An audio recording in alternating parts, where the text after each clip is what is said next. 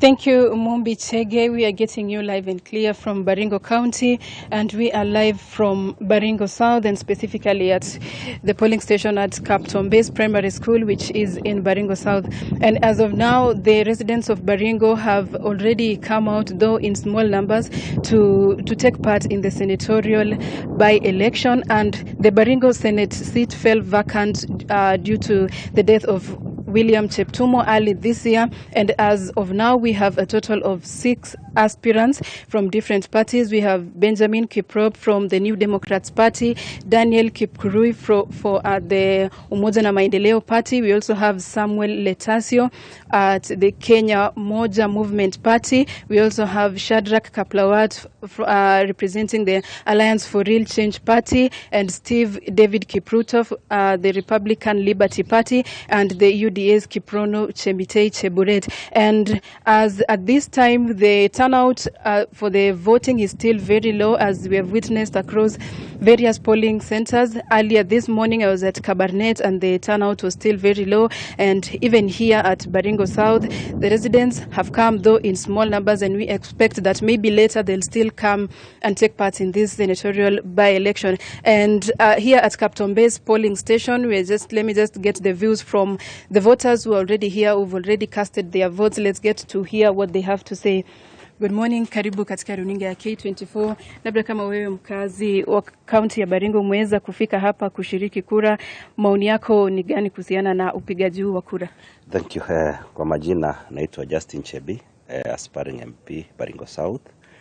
Tayari nimepiga kura yangu tangu asubuhi, lakini kwa kweli vile umesema kuna low turnout, but bearing in mind today is a weekday and we are expecting people towards evening wajitokeze wakuja wapiga kura, because majority watu wameenda kazini leo, wengi wako kwa shughuli ya kawaida, and always unajua sisi wa Kenya huwa tunakujanga jioni, so we are expecting by saa 9 hivi saa 10 hivi namba iongezeke, because hata asubuhi ukiangalia ilikuwa chini, lakini imeongezeka kufika saa hii. Yes. Asante sana. Labda pia we have youth here, labda umeweza kushiriki kupiga kura na maoni yako ni yapi? Okay, asante sana. Mimi naitwa Tutek Chirchir. Mpiga kura kutoka hapa Capton Base polling station, na vile nimesikia low turnout kwa wapigaji kura ya hapa ni kwa sababu ni weekday, so wengine bado wana travel, wengine bado wako makazi zao, na pia ukiona vizuri ni bado watu hawajakuwa very serious kwa mambo ya polling station, mambo ya kupiga kura leo, so iko sawa. At least sasa hivi ndio wanaanza kufika wingi. Ukilinganisha na asubuhi tulikuwa na 2, 3, sasa hivi wamefika hata 10, so inaendelea vizuri. Na pia hapa Baringo South tuko na amani vizuri, naona wanapiga kura bila fujo yote, watu wako sawa. Asante. Na pia hapa tuko na mzee, labda karibia hapa. Umefika hapa saa ngapi kupiga kura, na maoni yako ni gani kuhusiana na hii shughuli ya kupiga kura? Mimi ni Richard Yegon, Boma Kansala Mbochungoi Ward. Nilipika hapa saa 4:30 na nikapiga kura yangu saa 5 kasoro dakika 20. Na nimeona utulivu ile iko ni mzuri sana. Nimeona wafanyakazi wanafanya kazi yao mzuri. Nimeona wananchi wanakuja moja. So ninatumaini ifikapo saa ya kamili, saa 8, saa 9, watu itakuwa wamekuja kwa wingi. So kitu ambayo nimefurahia sana ni utulivu, kwa sababu watu wetu wamekaa vizuri, anapiga kura na kuondoka, kuacha station. So hiyo ndio kitu muhimu sana nimeona. Asante. Wito wako ni gani kwa wale ambao labda bado hawajafika kupiga kura? Wito wangu ni kuuliza wote wakuje wachague viongozi ile wanapenda, kwa wale wote 6. Asante sana. Those are views from residents here at Baringo South who have already casted their vote, and as we've said earlier, we'll continue to monitor how the process is going on, and we'll inform our viewers of what is coming up. Remember that this by-election is actually like the biggest by-election in the country, the Senate by-election in Baringo, and it's a very important one, more especially for the UDA party, as they are going to to see their influence even in the North Rift as we head to the 2027 general election. So from here, we'll continue to update our viewers on what is happening across other polling stations and later on at the County Tallying Center, which is in Kabarnet. From here, my name is Winnie Tuitoek. Back to you in studio. Thank you so much, Winnie, all the way from Baringo County, just bringing us to speed on everything that's going on. Remember, the senatorial seat is up for grabs, and of course, we have two main contenders. We have the candidate for UDA, Vincent Chemitei, and of course, we have an independent candidate, Samson Cherop. We will be giving you all the details as the voters continue to vote in that particular region. Kadi, should we expect any surprises in any of the regions, in any of the seats? You reach here, then you go back. Oh, I'm really being unfair. But it's okay, ladies first. Gender equality. Yeah, I didn't even finish my security. All right, everybody will get an equal amount of time. Yeah, all right, and I'll be very quick so that I allow my brothers to comment on the same. Okay. Yes, we should expect a lot of surprises. You know, especially in Bere North, it has been a battle of the deputies, you know. Just seeing Professor Kithure Kindiki go all out to campaign for the UDA candidate, and Mheshimiwa Rigathi Gachagua as well go all out campaigning for the, of course, not his candidate, but the DP candidate. And as in the Jubilee Party, of course, we have been supporting the united opposition candidate, who is Newton Karish. But then going by what I've seen on the ground, I think I expect a huge surprise from Bere. Okay, all right. We have a lot to watch out for. But before we surprise, before we come to you, Mheshimiwa, let's now cross over to Kajiado County, where by-elections are also going on, and speak to our reporter Christine Musa to just give us an update on what's going on, how the voting process has been, if there's been any chaos witnessed so far. Christine, if you can hear me, tell us what's going on there.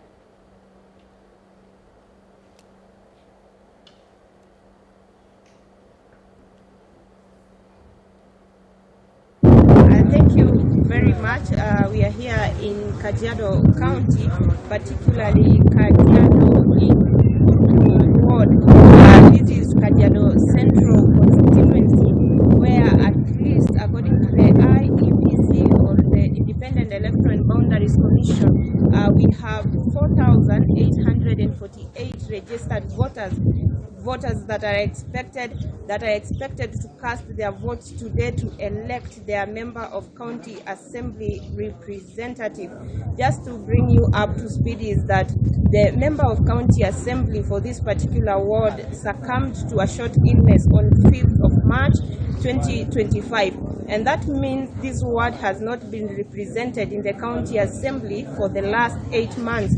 And today we have seen quite a big number of voters turnout just coming to elect their MCA. And today we have 3 contestants who will be facing each other on the ballot. We have an ODM candidate, we have a DCP candidate, and we also have a UDA candidate who will be trying their luck or to see maybe who garners more votes to be the next member of county assembly to represent this ward before the 2027 general elections. And the member of county, the UDA candidate that is being voted in today is an accountant by profession. He's a greenhorn in politics, and he has not been seen in politics before, and he's just he is a former employee of Kotu. And the ODM candidate, Daniel Naikuni, is the current chairman of ODM here in Kajiado County, and is the former MCA of this particular ward. And the DCP candidate, Saidimu Sanare, is a former employee of the county government of Kajiado who worked in the Revenue Enforcement Department until April this year, and is also considered an ally of the governor, Joseph Olelenku. And just to inform our viewers is that today the three candidates who will be contesting have received enormous support from their political parties, because during campaigns we saw each political party invest largely in wooing voters to support their candidates. The ODM candidate, Daniel Naikuni, was highly supported by the party, and the ODM party here, the face of the campaigns that you have seen have been the governor of this particular county, Joseph Olelenku, and he has received support because we have also seen the ODM chairperson Gladys Wanga lead a brigade here to campaign for Naikuni.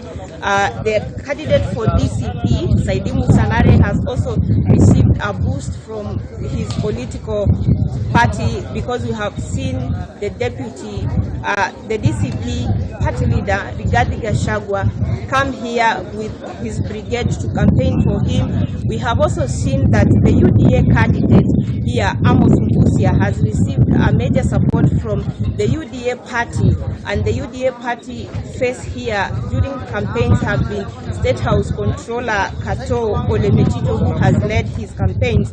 And during the campaigns, we have also seen relatively calm engagement among voters, because we had very, very special incidences during campaigns where we could see several political parties having a rally at the same place. You find that there is a rally, DCP rally ongoing, we have a UDA rally, and we have a DCP rally ongoing within the same shopping center, but we have not had incidences of altercations during the campaigns period. And in our observation since morning, we have just seen voters streaming in. Once they are verified, they go in to cast their ballot, and we have not witnessed any anomalies in the 8 polling stations that we have been able to move around, because here the polling stations are 8 and there is relatively calm, and we have also seen heightened security, just making sure that once a voter casts their ballot, they are told to leave the polling stations to ensure that they are not coming in to sit or to have groups that are discussing anything. We have also engaged the county commander here, Alex Shikondi, who has insisted and appealed to voters here in Purko that once you cast your vote, you are not allowed to stay at the polling stations. And here in Purko ward, the voting dynamics are very unpredictable, because in the past we have seen them voting on age and clan mechanism, but currently we have seen that clanism has not been given priority, because like the UDA candidate and the ODM candidate come from the same larger clan of referred to as the Red Cow, while the DCP candidate comes from the other clan referred as Oroketeng, and we have seen that the politics of clanism this time has not been considered, because ordinarily elders will prevail over one of the candidates to step down just to have a single candidate representing the ward. But this time we have not seen clan politics, because we also have the governor here, Joseph Olelenku, who hails from a different clan and supporting a candidate from another clan, something that we have not seen in Kajiado politics. And the issue of age has also not been considered like before, where the issue of age has always been a factor, because like the DCP candidate, Amos Mbusia, along the UDA candidate, Amos Mbusia, and the ODM candidate, Hayes, and the DCP candidate are from the same age group known as Irimirishi, and that therefore means the issue of age this time is not going to work. And perhaps according to most of the voters we have spoken to, this time they are more focused. They are more focused on an individual rather than just clan politics, age politics, and party euphoria. Maybe we expect to see surprises on who maybe will emerge the winner of this by-election. Remember, we have just 4,848 voters in this particular ward, and we'll be just engaging more and more, engaging people just to hear their views and to just see how the preparations are. But so far, voters here are satisfied in the manner that IEBC has just prepared, and they have not witnessed, and we have not witnessed any anomalies at all. Remember, this is the ward that here in Kajiado County that has remained very unpredictable when it comes to voting patterns, because in 2013, it is among the wards that elected an illiterate MCA who represented the ward for 5 good years. And then in 2017 and in 2022, they voted a different person. And we'll just be moving around to the other polling stations just to see the preparedness of IEBC, the voters turnout, as well as the security aspect. Thank you. Back to you, Mombi, in studio. Okay. All right. Thank you so much, Christine Musa, just giving us an update on the by-elections for the various MCA seats there in Kajiado County. We will be keeping an eye on everything that will be going on. Things seem quite peaceful there, quite calm, and we are of course observing the other areas where the by-elections are taking place, and in particular keeping a close eye in Mbere North, of course Kasipul, Magarini, and other regions that the by-elections are taking place. We continue with the discussion here as the voters continue to stream in various locations, various polling centers to exercise their civic duty. And we continue that conversation right here. Let me come to you, Mheshimiwa. You keep complaining I'm not giving you enough chance. And going back to what we saw in Kasipul and, you know, the role of IEBC in all of this, ensuring that the laws and regulations are followed. What is their role in terms of hindering any form of violence or the security personnel? First, I'm not complaining. Okay. I was just raising issues. Fair enough, fair enough. So I think we have just watched a live video from Kasipul Kabondo, and the candidate Boyd was talking, and the chief agent of ODM, Mheshimiwa Kaluma, was also talking. And we saw that there were traces of blood, if I'm not wrong, on his shirt, and he tried to explain how he was attacked, and even the gun for his security was taken away. That is a high level of arrogance in terms of political violence, and the people who did this must be brought to book. They must answer for it. And the Kenyans must know that IEBC are the ones in charge of election. They must show the world that really they are independent and cannot be taken for granted.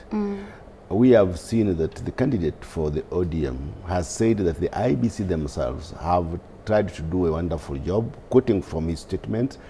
The ballot boxes, he says, were ready yesterday, and all the logistics were done by yesterday, and the voting is smooth. The other arms of the government, the other agencies that are supposed to bring order, should ensure that we have order in the voting area so that people can vote peacefully in those areas. But we are all members of the ODM, but I want to disagree with my colleague, Kaluma, that the goons are from Kibra. No, in Kibra. Is there any truth to that? Because, you know, Kibra, we are very peaceful people. Why would he make such an allegation? I wonder why he should make such an allegation. Because Kibra is very peaceful. If you go now, you'll find that we are a very peaceful community, especially during election. During election time, there is never violence. During my campaigns, there were never violence. Maybe those people live in Nairobi, and their home base is in Kasipul, and they have gone back to do the voting. They have serious mechanism to determine who those people are. They should be arrested. They should be taken to court. They should be punished. But Kibra, I want to tell the nation that Kibra now is one of the most peaceful constituencies. We stopped throwing stones, you have not seen, and burning tires. If you go our road like now is one of the best roads. And breaking the railway line. We stopped. So I think we should be commended for maintaining peace and order and bringing a lot of sanity within our communities. Right. So let us not resurrect emotions and the bygones that people think Kibra is not a... Kibra is one of the best constituencies now. Okay. I just wanted to say that, but I sympathize with my friend Kaluma. He's also my in-law, by the way, yeah. So I really sympathize with him, and I want the agencies, the concerned agencies, not just the IBC. I saw Murkomen talk yesterday. I saw Dr. Raymond Omolo talk yesterday. Let them not take that for granted. Let them arrest those people. Let them be taken to court. Let them be punished. And such violence must not be allowed in the modern society. We are a democratic country, and we must be allowed to exercise our democratic rights and choosing the right leadership so that this Kenya can move on. I have seen Mbere. The candidate has come without a security. Right. That is the Kenya we want now. And we must see that in all the areas that we have the elections. Okay. We must see that in Western, we must see that in Magarini, we must see that in Baringo, and also in the Luo Nyanza. I have not seen Ugunja, how it is, but people say that Ugunja is all gone because that is an ODM zone. Right. It is where Wandai was, and the minister, and I think his supporters are supporting the candidate. Before we come to Mr. Osido, just on you, Mahesh, you know, all this is going on while you know, of course, former ODM leader Raila Odinga is not with us anymore. And of course, there are various regions where he would have had a stake. For instance, Kasipul, Magarini, of course, Malava. How much of an impact is his absence? Does it mean something with everything how ODM has been handling Now, the campaigns, the elections now? Before I just say anything, you know, in Malava we didn't field a candidate. Oh, yes. And UDA also didn't field a candidate in Magarini. Those are the products of BBG, broad-based government. Right. We started showing people that we can disagree to agree and agree to disagree. We came together and left for UDA to contest in Malava, just to show that as broad-based we were working together. So in Magarini also, the UDA did not field a candidate and left for the ODM to field a candidate. I want to say that Raila is not dead, he's just sleeping.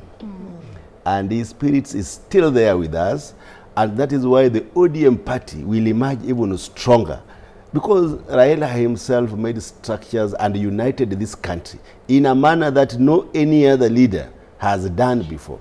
So as an ODM community, and that is Kenyans as a whole, we believe that the areas that Raila had big influence, not just the area, the Kenya, he had big influence in this country. Like Kasipul Kabonda, obviously the ODM candidate will still win because of the inspiration that the late Raila Odinga left and has in all of us in ODM. And also the other seat in Ugunja. Obviously ODM will still win because those are areas. You're so confident. Very confident. You know, you should expect some surprises. I am an ODM insider, an ODM member of parliament. So that is why we exhibit that level of confidence, because we know that those areas really, they are just members of the ODM political party. It's only that the players are different, those who have contested. Okay. But basically the voters are members of the Magarini. Historically, you know, the coast people always associate with freedom. That freedom could only be gotten in the ODM political party. Right. And that is why you find that the coast region, basically, almost all of them support the ODM political party. Okay. If you go to Mombasa, they say, sini tuko na raha kwa ODM jameni. So that is what brings life into the people of Magarini. So in Magarini we also expect to win. ODM to win. ODM to win. And you could see the burial of Raila Odinga. It shows that this is a leader without boundaries. in Africa and in the world. So that boundary, the limitless boundary that we talk about, will be exhibited in these elections. Okay. So by 6 p.m., you will know that the spirits of Raila Amolo Odinga is still with us and is just sleeping. All right. Mr. Osodi, let's come, Osido, sorry. In terms of what changes are likely to happen politically, what realignments should we expect, of course, based on the results that we are going to see? What are the likely changes we should expect maybe in the political arena after the results? Yeah, very good question. Maybe there are going to be very broad changes. One is that we have certain parties that are newly formed or coalitions, like DCP, that are now facing their very first test, you know, to field a candidate and even to get engaged in the actual process. Not that the leaders have not been in the political sphere, but that really this is in terms of the parties and the coalitions. This is really one opportunity that they now have. So how they win it is going to be informed by the kind of preparations that they have made, and maybe in the context of Kenya, even the kind of message that you want to pass. That if you win this election, in the event that you win the by-election, then 2027 is going to be quote-unquote a walkover. And a walkover because you now begin to bring in people and they say, oh yeah, we knew. For example, if it is about DCP, you know, the people who follow Mheshimiwa Rigathi Gachagua, in the event that the areas where they have candidates, they go through, then they can say, oh yeah, we knew that we now have a very strong person, we have a strong candidate. In the event that the opposite becomes true, then you more or less begin to ask yourself, really, are we making a point? Do we have a point to make? Do we even have something to show? So you either close shop and move on, get involved with other very strong political parties, or you begin to ask yourself, where did we go wrong? And I know that there are also people who are individuals and even political parties that are waiting, you know, to reap from this particular process.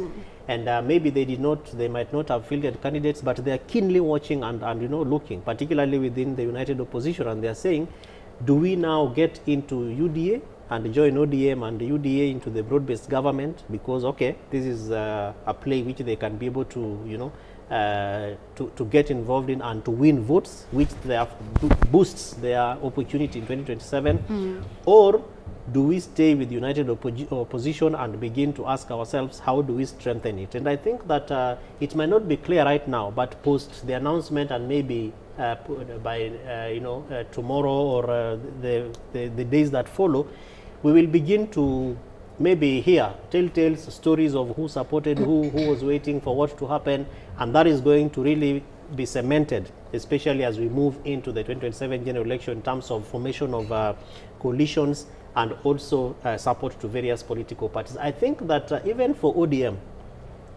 as Mheshimiwa rightfully said, is going to be an opportunity for them to begin to ask themselves, how do we move post Baba? And you know, everywhere where I come from, when you mention Baba, you must say Joey. So Baba, Joey, Aguambo, Tinga, Joey.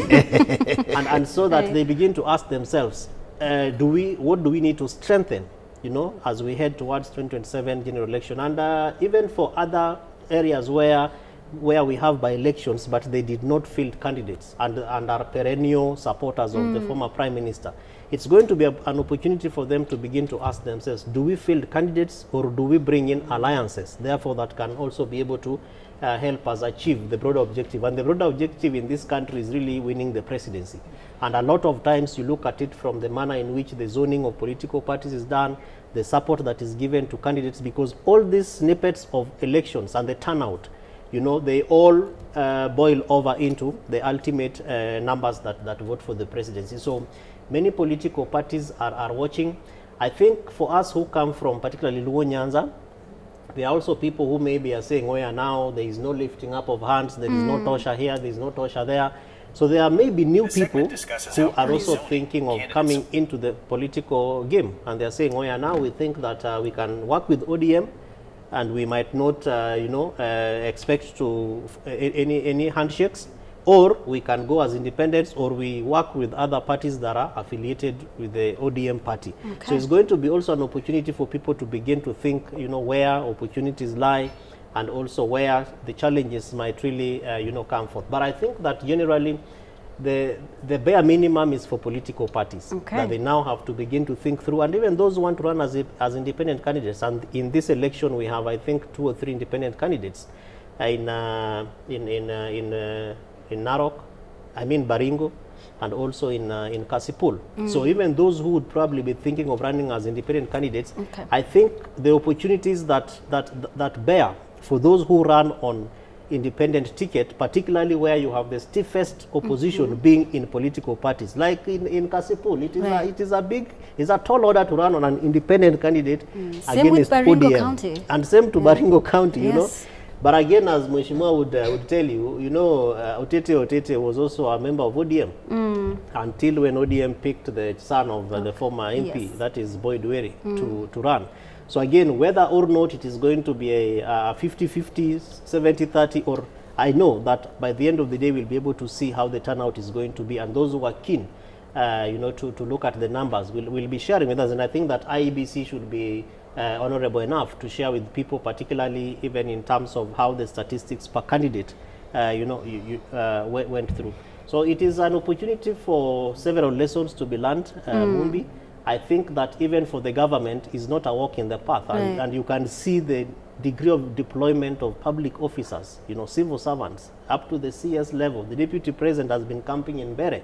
Is not a small thing. So I'm sure that even from their angle, they're also looking at, as political players, the areas where there are weaknesses and how to strengthen those weaknesses. All right. Kadhi, of course, the issue of who President Ruto picks as his running mate in 2027 has been a big question. And how much do you think this particular elections, the by-elections, will influence that decision? I think it will have a huge impact. And again, looking at ODM and the demands, because ODM has been very clear. It's either the deputy president or nothing, and I think that is a condition they have given for them to be in the BBG. But Mheshimiwa can shed more light to that because he's in the House. But I think the issue of the deputies, because both the former deputy president, Rigathi Gachagua, and the current come from Mount Kenya region. So there has been this fear that maybe if they don't deliver, especially if Professor Kindiki does not deliver, then, he will be maybe rendered not very useful in that arrangement. And maybe then that is why the president might think of changing. But then I look at people and wonder, do they really understand who Professor Kithure Kindiki is? I mean, Professor Kithure Kindiki and His Excellency William Ruto are allies. They are friends more than, political, partners or something like that. And I think for someone like Professor Kithure Kindiki, is the kind of a leader who will listen to the president and say, okay, fine. So you think that I should step aside and allow maybe someone from ODM to take this position? He will agree. And there is no going to be drama. The kind of drama that we saw, the kind of push and pull that we saw between Rigathi Gachagua and the president cannot happen between Professor Kithure Kindiki and the president. That's for sure. So, I mean, for me, actually, what is more important, it's not even about the deputy presidency. It is about these new parties that have emerged in the region, and especially in Mount Kenya region. And a good example is DCP. And DCP has always wanted to render every other party, including my party, Jubilee, useless in the region. And they have even been calling us a red wheelbarrow, and we are not a red wheelbarrow because we do we are not in the broad. Tell us more. Spill the beans. My party, Jubilee, has never been in the broad-based arrangement with the current government. And we have been very categorical. My party leader came out very strongly and even presented a presidential candidate who is Dr. Fred Matiang'i. Really, it is very unfair for this gentleman to keep calling us a red wheelbarrow. But then we have said, let this gentleman meet today. We are not preempting anything because we do not know until the votes are counted and we are given the results. We want them to square it out today so that we can respect each other in future, because that is also very important. In Mount Kenya region, we have more than 15 political parties. We have PLP for Martha Karua. We have CCK for Moses Kuria. And even Moses Kuria has a candidate in Bere as we speak. we have DP, we have Jubilee, you know, we have Safina, led by Njibi Wanjegi. We have so many political parties, but then the politics has just been around one political party. You know, Mombi, even as we have this conversation today, there's a lie that has been repeated many, many times, that the candidate, Newton Karish, who is the candidate for Mbeere North, is a DCP candidate. It is not true. Newton Karish is a DP candidate. Yes. But the person who has been seen always at the front and making, you know, campaigning for Karish is Rigathi Gachagua. And therefore people thought that he is a DCP candidate. He is a DP candidate. So let's get this very, very clearly. In Mount Kenya region, we do not have a DCP candidate. But as united opposition, you know, we have candidates in various regions, yeah. Thank you so much. For instance, Mheshimiwa, Kadi talked about, you know, some of the parties being very confident. What will that signal and what changes should we expect? For instance, DCP has been very confident in the Mbeere North Member of Parliament seats. So what will that signify if some of the parties that have been coming out so strongly, you know, and confident, you know, what will that signify? I don't know whether people perceive confidence by the utterances made by certain leaders. Because some leaders just talk without weighing their words. Then people think they are confident. If DCP was confident, they should have put their candidate in Mbeere. And the kind of aura that they carry themselves with, you might think that they own the whole of Mount Kenya. You have just heard from the my sister here, Kadi. That they are being called red wheelbarrows. And that is a metaphor. I don't know why somebody of the former deputy president would use such connotations to refer to a party that has run this country for 10 years. Yeah. And his party, the DCP, is not even a year old.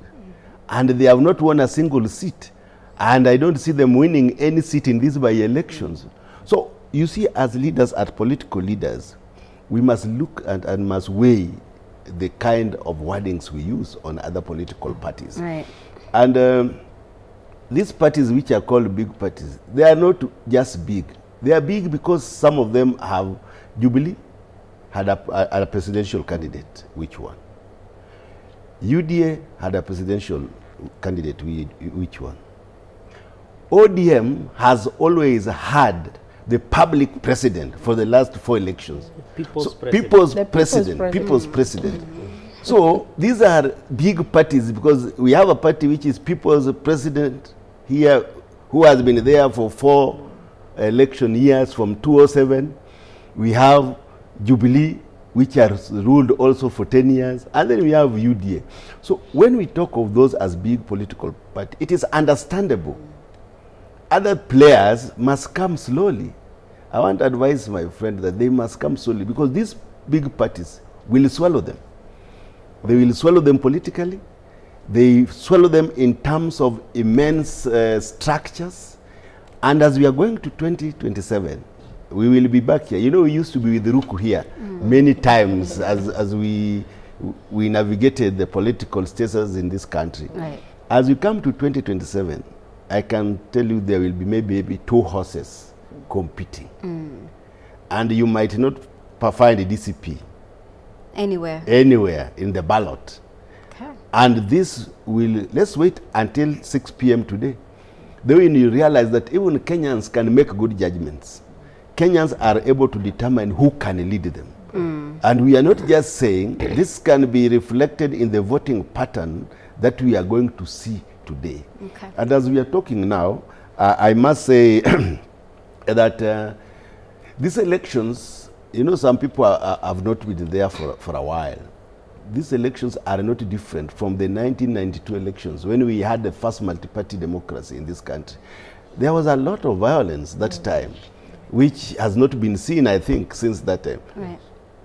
92 we had, 97 we also had, 202, I think 202 was a bit better because everybody was behind Mwai Kibaki after a long rule of KANU, so over 30 years rule of KANU.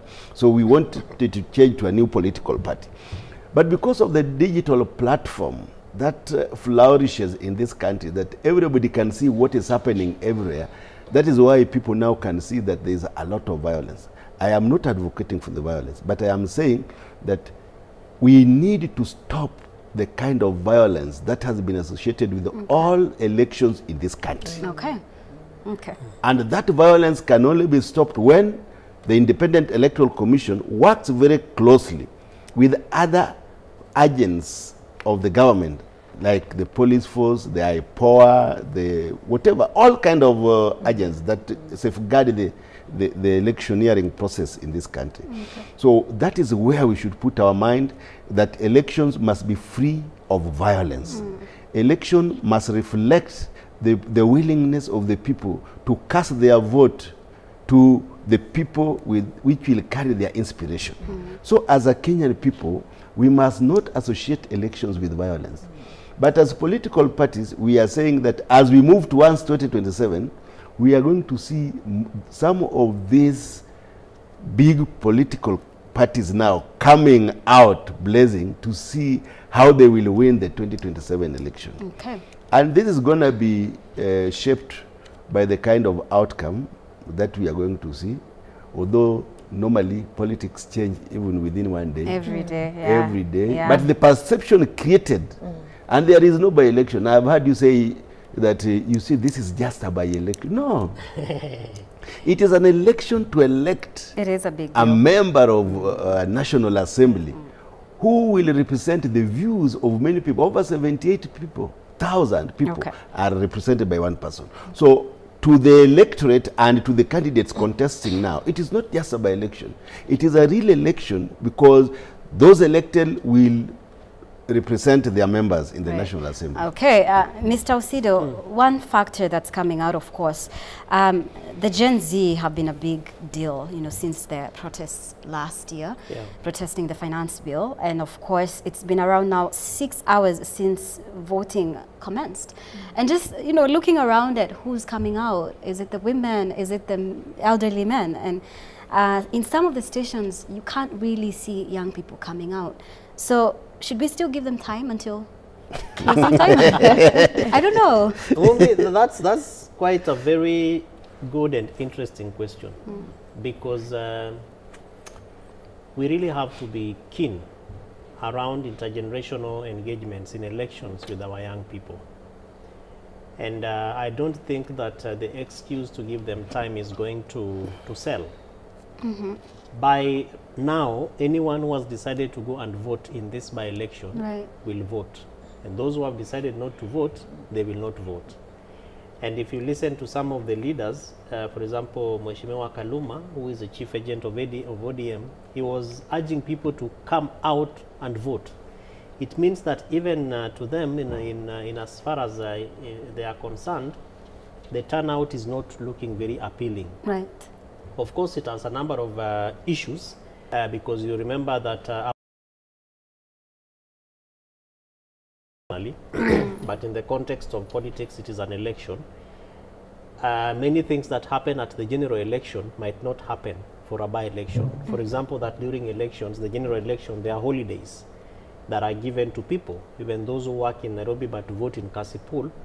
Today being is a Thursday, voters who are engaged in Nairobi and are supposed to go to Magarini or any part of the country who are not present where they are supposed to be voting will not vote unless they have organized and made certain steps, which is why Mumbi overly we have been urging IEBC to begin thinking through the digital voting, right, so that the young people who are of the view that hey, mnataka niende kwenye damu inatoka venye wanapigana huko ati Kaluma amesema bunduki imechukuliwa na niende hapo, siendi huko. You see, those kind of tones and sentiments are already a scare even to women, and now you imagine the youth and fundamentally persons with disabilities who will expect guidance, who will expect that they have guides. So I don't think that the youth are already showing very clear, science, progressive science, to be part and parcel of this change. And I say that in confidence because I know that there is also the ongoing continuous voter registration by IEBC, and the numbers are also not looking very good even at that end. And so already we begin to ask ourselves, what are the modalities to excite these young people? And I think that the youth of Kenya, as you referred, as you made special reference to the Gen Zs, have given us a very easy to engage with the tools. As at County Governance Watch, we engage them on digital, platforms. Right. And you get some of them saying, Mimi ni TikToker, I will do a video of what you just said so that we can help people understand how do I present myself to vote. And we are not seeing the commission taking advantage of those kind of platforms, things like podcasts. We want to see the commissioners and the officers at the commission coming out. I know that my good friend Commissioner Mutalala has been appearing in many X charts, to be able to speak to people, and I think he's doing very well. But you also ask yourself, what is the demographic of people that we are targeting? For the mass voter registration process, I think it is clear that we are looking at new voters, people who have just turned 18, people who are taking their IDs for the first time. But again, we have an experience that in 2022, close to 8.4 million young people under 35 did not vote, in that particular election. So many things that I believe are presenting for the commission to begin to really critically think through how to vote for a young person. And as I finish, it is also, if you look at the median age of those who are running in this election, they are really youth, from Magarini to Narok to Kasipul. Boyd is a very young man, How the candidates also encourage and spur the youth to support them. If you go to Ugunja, one of the biggest running, sentiments has been vijana tujitokeze, because sisi ndio tuko kwa ballot. And it's a very good call, but will that translate to anything? And I think that moving forward to 2027, there are lessons that we have to critically learn, especially insofar as, exciting the Gen Zs and the broader youth demographic to be actively involved. I like how they now even have town halls. In Kasipul, working with the local media stations, the youth even organized for a town hall vetting of all the candidates. Of course, some of them did not attend, and I'm sure that the same kind of planning has also gone on, even in other places like Mount Kenya and others. But that has to be moved into now showing up, being there at the ballot. And you're right, Mumbi, because if you look at the queues of those who are on they are the numbers are very minimal. If you look at the demographics, Ugunja, for example, we are expecting more than 60,000, voters. But if you look at midday by right now, the statistics are not encouraging. If you go to Mbere North, we are expecting over 77,000 people to show up in that particular vote, despite all the factors remaining constant, ceteris paribus. It's important for us, therefore, to look at how do we continue to engage. And finally, that is why all the three of us are in agreement that IEBC needs to now show its independence. Communicate to people. When you see violence happening in Homa Bay, and you are expecting, for example, Kasipul has over 67,000 registered voters in that particular constituency. By now, your presiding officers, your returning officers should be telling you, the kind of, because they are in WhatsApp groups, they have a mechanism to know how many ballot papers have we issued, how many people have voted. They must come out and begin to tell people, don't be scared by the insecurity you are seeing. As a commission, we are in charge, and we want to, encourage you to come out. We have enough security personnel. We will, the polling stations are secure. Things that will be able to mobilize and motivate people, particularly the youth, to come out and vote. Otherwise, again, goes back to public trust and confidence on the IEBC. The turnout might again be an indictment to the commission. People will say, oh yeah, but the turnout was only 14%. How do you do conduct elections, 24 by-elections? There are 22 across the country, and only 14% or so, bare minimum turnout. And of course, the issue of transparency and credibility is coming out in relation to IEBC, Kathy, and of course, how transparent these elections will be. IEBC is targeting to register, 6.3 million new voters before 2027. How much of an impact would these elections have in determining who decides to register as a voter, especially looking at the Gen Z, because you did not conduct, transparent by-elections. So why should we trust you in the general elections? you know, at times I look at the young people, the Gen Zs, and I understand, I feel them.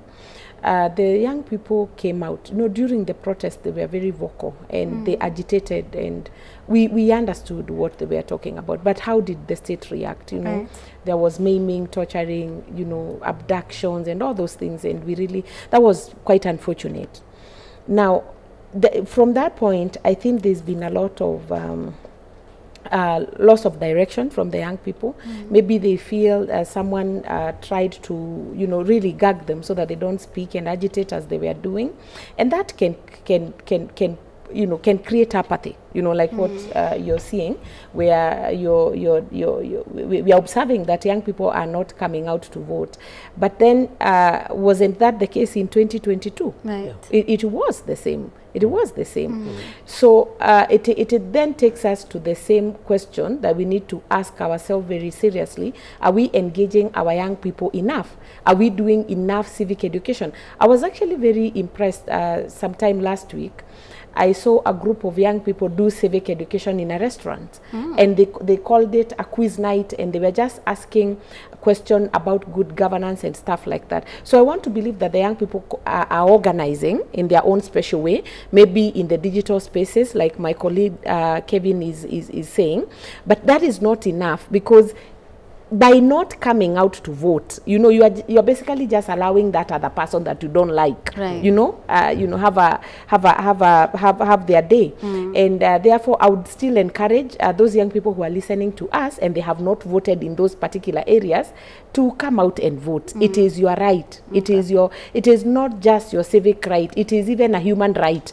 Go out and vote. If you came out to agitate that you want better, you know, education system, health system, and all the things that you said, then you have to show us through action. And one of the actions is actually getting out with your ID and vote, you know, because you are Kenyan and you really, you know, you are responsible for that particular event. Now, when you think about, because there's something I would like to add my voice to, and that is the issue of violence. Yes. I would say this. There's been a lot of altercation before, you know, especially from the opposition side and even from the government side. In fact, I would say that the anger we see in the opposition side, particularly the anger that is represented by one Rigathi Gachagua, and the going out there and calling the president names. We've not just demystified. It is not demystification of the presidency, but we've really brought it down to a level that nobody fears the other. You know, the moment you say the kind of things that I have had some leaders from the opposition say about the president, can actually push this country to anarchy. It can push us to a very bad situation where people feel that, I mean, after all, you know, at the end of the day, whether we like the president or not, he's still the president. He's a symbol. He should be a symbol of unity, and he's the commander-in-chief. So at times, the things we say about him are not really fair, because he is in that position now, and until we remove him. And the only way to remove him is by us exercising our duties as voters, but not by insulting. When you listen to the side of government, there is sheer arrogance. You know, when people come out and tell you, mpende msipende, we are going to win the election. What are you telling Kenyans? Because then you're saying that you are going to win the election through hook or crook. And that does not instill any hope for a nation. What that does, it tears the national fabric even further. So moving forward, after this by-election, I expect to see leaders who have toned down. I expect to see an opposition that does not insult. I expect to see a government that does not talk down upon its people. Do not tell us that you're going to win either way, because that way then you're making the people feel very helpless. But again, for us in the opposition, let's respect the president. He is the president. And especially the people of Mount Kenya, in as much as majority say that you know, they have moved from this side to whichever side they have gone, or their representative says so, the purported representative, the fact is 47% of the people of Mount Kenya voted for William Ruto. All right, thank you, Kathy. We're going to be taking a short break. But before we do that, we're going to be crossing over to Kabuchai, Chwele Sub-County Hospital, where some people have been taken there or admitted there after being stabbed after allegations of voter rigging. We're getting those pictures right now. That is Chwele Sub-County Hospital in Kabuchai, where several people have been stabbed after allegations of rigging. We were just, all right, we're going to be coming back with that story in a few. We continue to observe everything that is going on in various wards, various constituencies, 6 of them, and of course, Baringo County, the senatorial seat there. We will be keeping you updated on everything that is going on in the by-elections as people continue to vote. Let's take a short break. We'll be back in just a moment.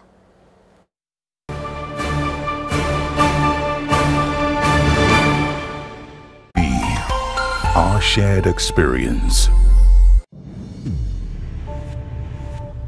Love carried them through time. And betrayals tearing their lives apart. Turning what's sweet to sour.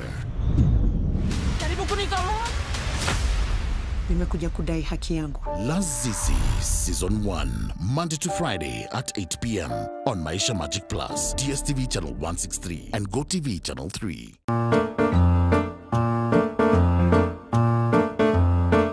Kids! Yeah! Fun, laughter, and adventure. From cartoons that spark the imagination to stories